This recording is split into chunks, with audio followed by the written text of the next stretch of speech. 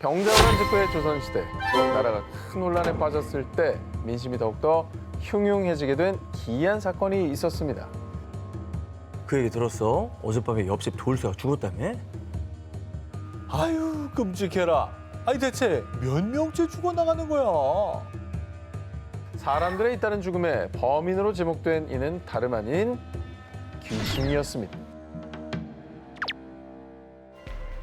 의병장 조경남이 기록한 난중잠록에 따르면요. 인조 15년 7월 한양에 요귀의 변이 있어 밤마다 임가에 소리를 내며 출입하며 사람들이 가위에 눌려 죽는 일이 많았다. 회회 하는 소리를 낸다는 일명 회회 귀신이 출몰. 이는 난리에 죽은 원통한 귀신들로 주로 비 오는 밤에 나타나 사람들을 가위에 눌리게 죽인다는 소문이 돌았고요. 한양에 이어 삼남 지방까지 그 피해가 확산. 조선 각지에서 사람들을 죽이는 회외 귀신에 대한 공포가 급속도로 퍼져나갔습니다. 야, 이거 뭐 그냥 소문으로 끝난 게 아니라 실제로 가위에 눌려 죽은 사람이 있다니까. 근데 정말 귀신의 소행인가? 그건 말이 안 되잖아요, 근데. 회외 귀신을 단순 괴담으로 치부할 수 없는 게 사람들이 연쇄 사망. 혹시 누군가가 자신의 살인을 회외 귀신 괴담으로 포장해 실체를 감췄던 건 아닐까 하는 의혹이 드는데요. 이에 민심이 소란스러워지자 실제 조정에서도 이 귀신의 정체를 알아내려고 의금부가 조사에 착수.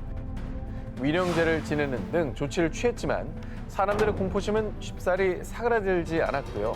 이에 한간에서는 회회의 귀신 괴담은 조정에 불만 있는 세력들일 겁니다. 전쟁으로 가족을 잃거나 포로로 잡혀갔다가 도망쳐온 사람들이 나라 망하라고 괴담을 유포한 거죠. 라고 주장하기도 했습니다. 하긴 뭐 지금처럼 무슨 과학 수사나 뭐 CCTV나 이런 게 발달하기 전에 뭐 검시관에 있었겠지만 뭐 얼마나 정확했겠어요. 그죠? 네. 그러니까 이게 미스터리가 많이 있었을 것 같아요. 사람들이 잇따라 죽어나갔던 공포의 회외 귀신 소동. 그 괴담의 이면에는 귀신을 앞세워 자신의 죄를 감추려했던 악한 살인자들이 있었던 건 아닐까요? 일본, 역사가 외면한 모모. 1976년 일본에서 출간된 히미코 도레 수수께끼. 하지만 이 책은 출간 직후 강제 회수 조치, 일본 사학계를 발칵 뒤집었습니다. 무슨 내용이길래? 히미코가 누구죠? 이 책의 주인공인 히미코는 2, 3세기경 일본 최초의 고대 국가인 야마타이국을 세운 여왕입니다. 자, 그런데 일본 최초의 여왕인 히미코는 정작 자국인 일본에서 외면받았을 뿐만 아니라 일본 역사서인 일본 서기에서도 이 히미코라는 이름 한 줄도 찾아볼 수 없습니다. 혹시 뭐 여자라는 이유로 역사에서 지우거나 뭐 그런 건가요? 자, 일본 역사서의 속일본기에는 일본의 여왕 코겐 덴노가 등장합니다. 굳이 히미코를 여자이기 때문에 지울 필요는 없었다라는 게 이제 역으로 증명이 되는 거죠. 자, 그런데 말입니다. 이상하게도 일본 역사서에는 히미코가 등장하지 않지만 중국의 역사서, 삼국지 위지 외인전의 기록, 외국에 난이 있어 서로 공격하고 정벌하여 오랫동안 서로 싸웠다. 이내 함께한 여자를 왕으로 세우니 이름을 히미코라고 한다. 자, 그리고 우리 역사서인 삼국사기 신라본기의 기록.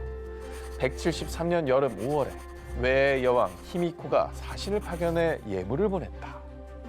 자, 우리나라와 중국의 역사에서는 분명 일본 외의 여왕 히미코의 존재가 기록되어 있습니다.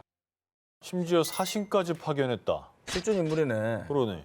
엄연히 기록이 있는데 이걸 무시하고 있다는 게 왜 무시하지? 이게 참 미스터리 아닙니까? 히미코의 존재가 미스터리한 이유에 대해 일부 국내 역사학자들은요. 히미코는 가야국의 공주로 수로왕의 딸일 가능성이 높습니다. 그 근거는 규슈 지역에서 가야의 문화 또 유물이 다수 발견되며 가야의 공주가 일본 최초의 여왕이 되었다라고 하는 겁니다.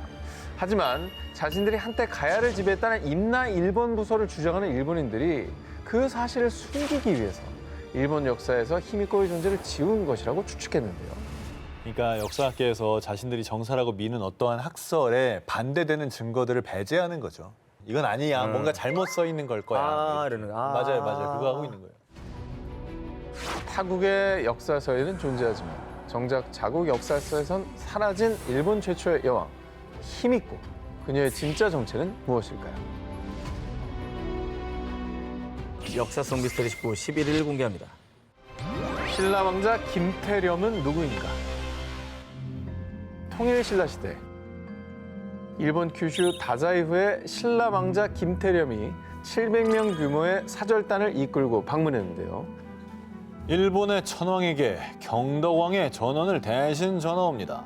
저희 폐하께서 몸소 조공하려 하셨으나 국정이 해이해질까 염려하시어 저를 대신 보내셨으니 신국의 특산물들을 받아주시옵소서.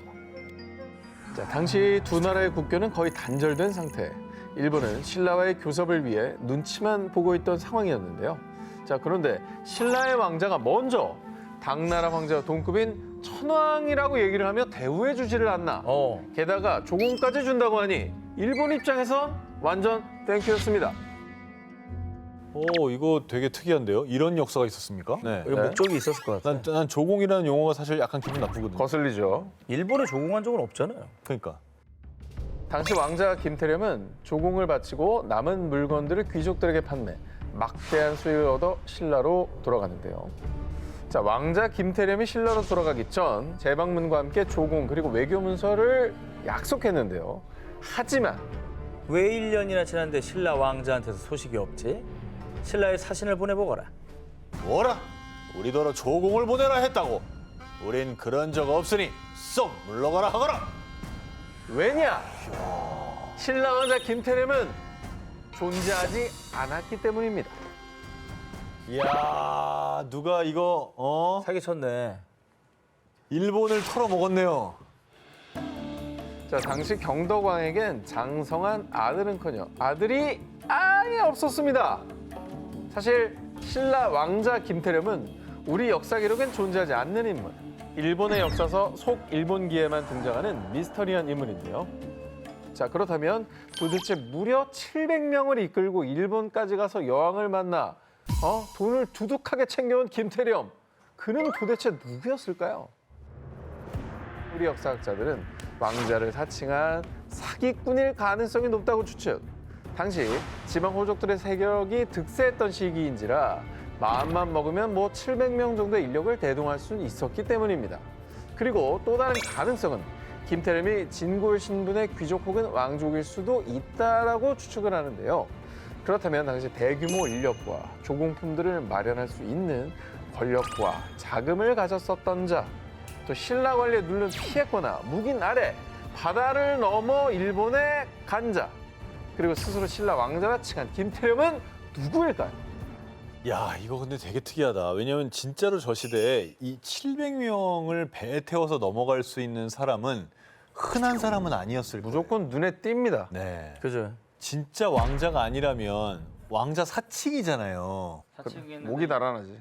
신라 쪽에는 무슨 소리야? 그러니까 우린 전혀 모르는 거니까. 뭐야, 신라에서. 뭔 나는- 얘기야? 나 아들도 없어. 자, 그 당시 일본을 들었다 놨다 김태렴. 그는 신라의 왕자였을까요? 아니면 정말 간큰 사기꾼이었을까요? 선화공주는 모모가 아니다. 백제서동이 절세 미녀로 알려진 신화의 선화공주를 사모해 아이들에게 일부러 부르게 했던 노래 서동요. 선화 공주님은 남몰래 사귀어 맞둥 도련님을 밤에 몰래 안고 간다. 서동은 백제 무왕의 어릴 때 이름입니다. 백제 서동과 신라의 선화공주의 국경을 초월한 러브스토리는 서동설화로 전해지며 지금도 많은 이들에게 감동을 선사하고 있는데요. 그런데 선화공주가 사실은 실존 인물이 아니라는 주장이 있습니다. 아니 근데 실제로 결혼을 해서 왕비가 됐잖아. 삼국유사에서 소개하고 있는 서동설화에는 백제 왕비가 된 선화공주가 무왕에게 간청해 미륵사를 세웠다고 서술돼 있죠. 실제로 미륵사가 존재하기 때문에 선화공주 또한 실제 인물이었을 거라고 추측을 했는데요. 그런데 2009년 선화공주가 실존 인물이 아니라는 의혹을 증폭시키는 증거가 발견됩니다. 미륵사지 서석탑 해체 복원 과정에서 639년 무왕의 왕후이자 좌평 사택적덕의 딸이 지은 절이라고 각자된 사리 봉안기가 발견된 것이죠. 그러니까 미륵사를 세운 사람이 우리가 알고 있던 신라의 선화공주가 아닌 백제의 토착 귀족이었던 좌평 사택적덕의 딸이라는 내용이었습니다. 그러면 이 존재 자체를 허구라고 단정을 해야 되는 건지 아니면 뭐 왕비가 여럿이 있었다든지 이런 여러 가지 생각을 할 수 있다는 거죠. 게다가 선화공주에 대한 기록이 삼국유사에는 남아있지만 정사로 통하는 삼국사기엔 전무합니다. 그것도 좀 이상하지 않나요? 그렇죠. 실제 선화공주는 신라 왕의 딸이 아니라 그보다 신분이 낮은 신라 귀족 또는 익산 지역 호족의 딸일 가능성이 있으며 신분과 국적 세탁을 위해 설화의 극적 요소가 강조됐을 것이라는 주장이 제기되기도 했는데요. 저는 저 얘기들을 봤었어요. 그래서 신라의 지방 변방에 있는 귀족의 딸일 것이다. 왕이 아니라. 네네네. 근데 어쨌든 움직일 수 없는 증거들이 이렇게 나왔는데 우리가 알던 거랑 다르잖아요. 그러니까 이게 진실이 뭐냐는 걸 계속해서 우리 따질 수밖에 없다는 거죠. 그렇죠. 그런데 지난 2018년 익산 쌍릉의 대왕릉에서 무왕의 것으로 추정되는 유골과 함께 부장품으로 신라 토기가 발견. 바로 옆 소왕릉의 주인이 선화공주 아니냐며 그녀의 실존 여부가 또다시 주목을 받았습니다. 하지만 소왕릉은 도굴당한 상태라 명확한 단서를 찾지 못했고요. 여전히 선화공주의 존재는 수많은 논란과 쟁점을 남기며 미스테리로 남아 있습니다. 근데 신라의 것이 나왔다고 해서 무조건 신라 사람이라고 하기도 좀 애매하고 저때 교류가 있었으니까 내가 즐겨 사용했던 것들을 같이 묻었을 수도 있고. 허구의 인물이라면 왜 저런 허구를 그래도 왕이 언급되는 스토리까지 만들 수 있다는 건 사실 왕이 용인하지 않는 한 있을 수 없는 일이거든요. 그렇죠. 이 무왕의 애틋한 사랑 이야기 속 선화공주. 과연 그녀는 누굴까요? 정말 누군가 만들어낸 상상 속 인물인 걸까요? 니마 그 강을 건너지 마. 자, 이번엔 국내 한 커뮤니티에 올라와 누리꾼들을 술렁이게 한 사연입니다. 매년 여름이면 피서객들이 많이 찾는 강원도의 한 강에서 친구 아버지께 직접 겪은 실화라고 합니다. 어? 비가 많이 오던 밤이었는데 친구 아버지가 강가에서 한 여자아이가 울고 있는 걸 보셨대. 근데 그 여자아이가 다가오더니 제발 우리 엄마 좀 살려주세요. 울고짖으며 같이 가달라는 거야. 친구 아버지는 안타까운 마음에 여자아이를 따라 산길을 따라 나섰는데 아, 따라가지 말지. 나 이런 거 들으면 진짜 불안해. 친구 아버지가 힘들어서 잠시 멈춰 땀을 닦으려고 보니 온몸이 물에 젖은 것처럼 흠뻑 젖어 있었다는 거야. 그때 문득 정신이 들었는데 물 한가운데였어. 아우. 그리고 그 여자아이가 물 한가운데서 가지 말아요. 이리 와요. 손짓을 하고 있었는데 발이 공중에 떠 있는 상태였대. 와, 엄청난 능력이네. 아니, 친구 아버지를 홀린 거 아니에요, 저 정도면? 오라고 물귀신처럼. 물귀신인 거죠. 너도 같이 가자죠. 근데 이게 뭐 증거도 없고 사진도 없고 뭐 이런 거 누가 못 꾸며냅니까? 근데 단순히 꾸며낸 이야기라고 하기에는 이 강은요. 예전부터 마의 강이라고 불릴 정도로 온갖 사건 사고가 끊이지 않는 미스터리한 장소입니다. 실제로 낚시터에서 중학생 익사 사고 발생, 물놀이 하던 20대 익사, 다슬기 잡던 60대 익사. 2008년부터 2012년까지 5년 동안 무려 64명이 사망을 했어요. 오우, 맞네. 한때 전국에서 가장 많은 익사 사고 발생지였던 이곳. 자, 지역 주민들에 의하면요.